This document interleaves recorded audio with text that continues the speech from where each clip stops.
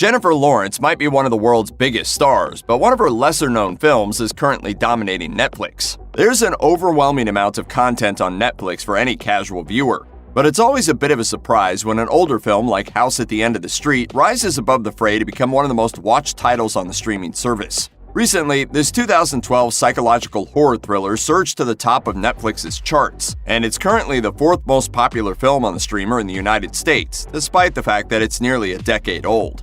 Whether it's because of its big-name star or its twisting, turning story, House at the End of the Street is seeing a huge resurgence in popularity. Here's why this forgotten Jennifer Lawrence film is completely owning Netflix right now, and what Lawrence has been up to since its release. Directed by Mark Tonderai, House at the End of the Street tells the story of a young mother named Sarah Cassidy, played by Elizabeth Shue, and her daughter Alyssa, played by Lawrence. After Sarah goes through a divorce, she and Alyssa move to a new neighborhood in an upper-middle-class suburb. Though the neighborhood seems idyllic, there's a dark story behind the house at the very end of their new street. What exactly happened again? I told you, remember? The daughter, Carrie Ann, killed both her parents. After the murder, Carrie Ann disappeared. Her brother Ryan still lives in the house, though the entire town hates him. Against Sarah's advice, Ryan and Alyssa end up starting a relationship.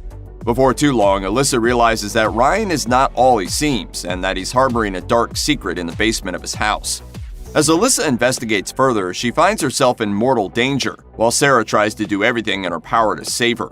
Unfortunately, House at the End of the Street received largely negative reviews from critics. In its Rotten Tomatoes critical consensus, the film earned a paltry 14% rating, with critics calling it poorly conceived, clumsily executed, and almost completely bereft of scares. However, critics did praise Lawrence's performance, indicating that this young star had much bigger opportunities ahead of her. Luckily, it wasn't long before her career completely took off. By the time House at the End of the Street was released, Lawrence had already starred in 2010's Winter's Bone, for which she earned her first Academy Award nomination.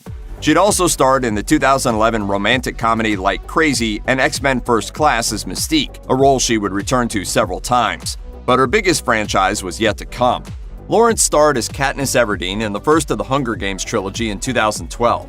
Based on the first book and Susan Collins' young adult trilogy of the same name, The Hunger Games found Lawrence as Katniss competing in a deadly game in order to protect her sister and win glory for her family, ultimately dismantling the entire system from within. After that, success came quickly for Lawrence. That same year, she appeared in Silver Linings Playbook alongside Robert De Niro, Bradley Cooper, and Jackie Weaver. For her performance as the young widow Tiffany Maxwell, Lawrence won the Academy Award for Best Actress at the 2013 ceremony. Lawrence went on to make several more films with director David O. Russell, including American Hustle and Joy. In addition to appearing in thought-provoking films like 2016's Passengers and heart-racing flicks like 2017's Red Sparrow, the actress also returned to both the X-Men and Hunger Games franchises for several sequels. She continued making prestige films as well, most notably the psychological horror Mother, directed by her then-boyfriend Darren Aronofsky.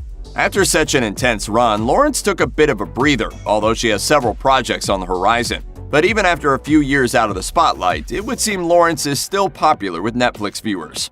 Check out one of our newest videos right here. Plus, even more Looper videos about your favorite Netflix movies are coming soon. Subscribe to our YouTube channel and hit the bell so you don't miss a single one.